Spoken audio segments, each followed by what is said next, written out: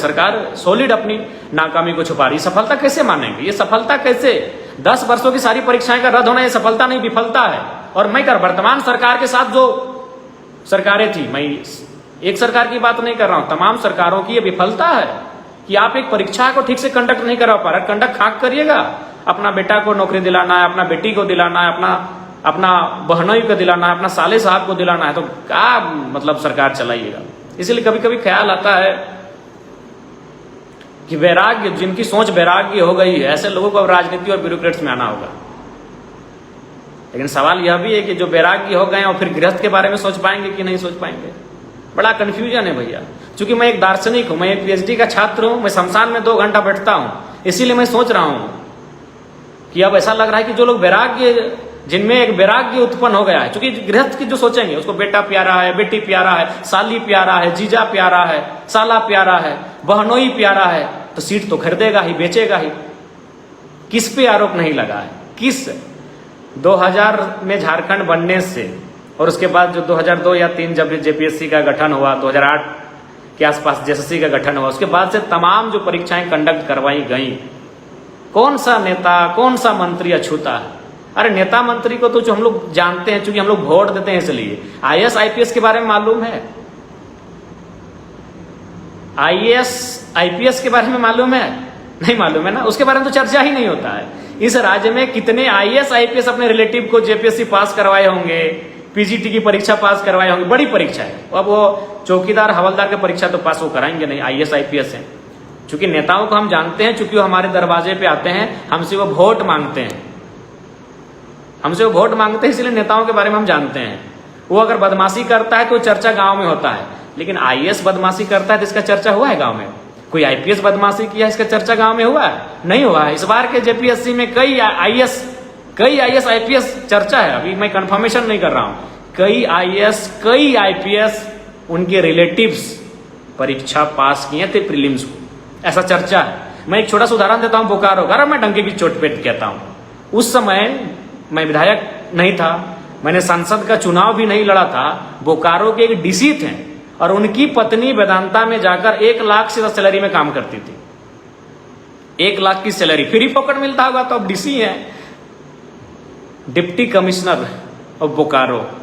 उनकी मैडम सरकारी जीप में जाती थी नौकरी करने के लिए, लेकिन हमने मुद्दा को उठाया, टेबल पटक के उठाया था कि जमीन विस्थापितों का, जमीन रैयतों का, और डीसी की मैडम यहां नौकरी करेगी, अभी 1 लाख की सैलरी और सरकारी जीप में घुसेगी। उसके बाद सुनो, अपने डीसी ने खुद अपनी मैडम को बैठा दिया था नौकरी से। जमशेदपुर में एक एसएसपी थे, चर्चा है कि उनकी मैडम टाटा में जॉब करती थी, उनकी मैडम टाटा में जॉब करती थी। तो वही सवाल है, किस पे भरोसा किया जाए? हम तो किससे किया जाए? ब्यूरोक्रेट्स, लेजिस्लेटिव, विधायिका, कार्यपालिका, नौकरशाह, किस पे? इसलिए रिफॉर्म की आवश्यकता है, सिस्टम को दुरुस्त करने की आवश्यकता है। और दुरुस्त करेंगे कौन? इसलिए अब नौजवानों को राजनीति को समझना होगा। और सबसे दुर्भाग्य तो नौजवानों का भी है। आज जब हम छात्र जीवन में है तो बड़ी बड़ी बातें करते हैं कि जब हम वीडियो बनेंगे तो घूस नहीं लेंगे, हम थाना प्रभारी बनेंगे तो ईमानदारी से नौकरी करेंगे, हम विधायक सांसद बनेंगे तो ईमानदारी से काम करेंगे। लेकिन वही लोग फिर जब विधायक सांसद बन जाते हैं, वही लोग फिर जब बीडीओ सीओ दरोगा बन जाते हैं, सबसे ज्यादा घूस लेते हैं। सवाल है कि आज जो छात्र आंदोलन कर रहे हैं, बहुत खुशी की बात है, मैं उनका तहे दिल से समर्थन करता हूं, मैं उनके लिए जान तक निछावर कर दूंगा। लेकिन सवाल है, फिर वही लोग जब परीक्षाओं को पास करते हैं तो फिर बदल जाते हैं। अभी झारखंड में 25-30% जो दरोगा हैं, यानी थाना के जो बड़ा बाबू हैं, थाना के जो बड़ा बाबू हैं, 30% तो जरूर होंगे। वो कहाँ के कब के मालूम है? 2017-18 बैच वाले, एकदम नया यंग छोकरा लोग है।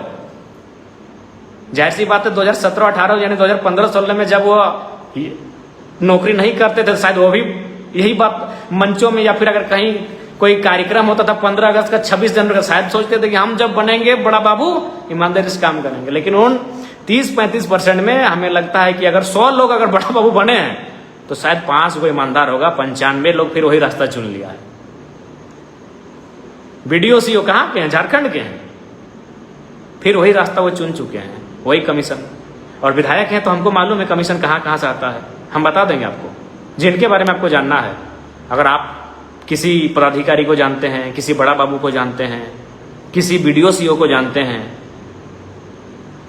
और आपके मन में उसको अगर कोई शक है तो आइएगा, हम उसको एकदम डिट्टो बता देंगे कि कहाँ से उनका पैसा आता है। तो सवाल यही है कि किस पे भरोसा किया जाए। बड़ा दुख लगता है। हम लोग भी इस व्यवस्था में आकर लगता था कि भाई, और सही बात है, व्यवस्था वास्तव में बदली जा सकती है, ऐसा नहीं है, लेकिन संख्या बल होनी चाहिए। अधिक से अधिक संख्या में नौजवान आए, और आए नहीं, आने के बाद बदले नहीं, फिर आके बदल गए तो क्या फायदा है। आप आए और आप भी बदल गए तो क्या फायदा है। इसीलिए अगर आप ना बदलें और आए तो स्वागत है, नहीं तो बड़ा लफड़ा ही लफड़ा है। बिल्कुल रिफॉर्म रिफॉर्म रिफॉर्म कौन करेगा, रिफॉर्म करने वालों की नीयत क्या होगी, ये सबसे बड़ा सवाल होगा। खैर,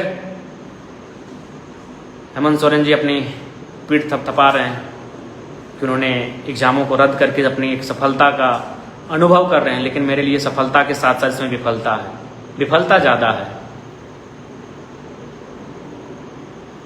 पुनः यही कहना चाहेंगे, झारखंड के नौजवान आगे भी आंदोलनों के लिए तैयार रहें, और केवल आंदोलन ही नहीं, निष्ठा आंदोलन को विजय होने के बाद आप निष्ठापूर्वक आगे बढ़िए। बस हमारा देश 15 अगस्त के भाषण में महान है, हमारा देश 26 जनवरी के कार्यक्रमों में हमारे लोग ईमान हैं। बाकी दिन फिर आपको कोई ऐसा सिस्टम नहीं है, कोई ऐसा जगह नहीं है जहां आपको अफसोस नहीं लगेगा कि भाई इस दिन के लिए तो भारत देश आज़ाद नहीं हुआ था। कोई ऐसा दिन नहीं है जिस दिन आप अपने गांव से बाहर आ गए, जिस दिन आप अपने खेत खलिहान से बाहर आ गए, किसी सरकारी कार्यालय या किसी विभाग का सामना आपने किया, उस दिन आपको बड़ा अफसोस होगा। बस वो देश मेरा रंगीला, जो हम लोग हर 15 अगस्त में गीत सुनते हैं, बस उस गीत में हमारा देश रंगीला है। ऐसा रंगीला है भौगोलिक रूप से, पेड़ पौधे जंगल पर्वत पहाड़ है, रंगीला है, लेकिन यहाँ के लोगों का ईमान केवल 15 अगस्त 26 जनवरी के दिन ही एक भक्ति भाव दिखता है, बाकी दिन। और भाई हम लोग भी अपने आप को कहा कहेंगे कि हम लोग उसी व्यवस्था में आए हैं। उत्पाद सिपाही तो बने अनिल दा पूछिए ही मत, 97-98 मेरिट का जो स्तर है 97-98% है। तो उत्पाद सिपाही तो कम से कम इनको बख्श देना चाहिए था। हमारे घोटालेबाजों को, इन गद्दारों को, ये गद्दार है वास्तव में, ये लोग भी गद्दार की श्रेणी में आएंगे जो पेपर बेच रहे हैं।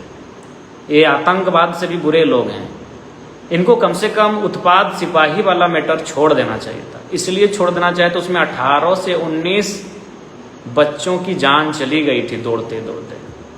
18 से 19 बच्चे दौड़ते दौड़ते उन्होंने अपना जीवन दे दिया था। तो कम से कम इस परीक्षा को छोड़ देना चाहिए था। इसमें कम से कम कदाचार नहीं घुसाना चाहिए था, इसमें शिष्टाचार होना चाहिए था, लेकिन नहीं।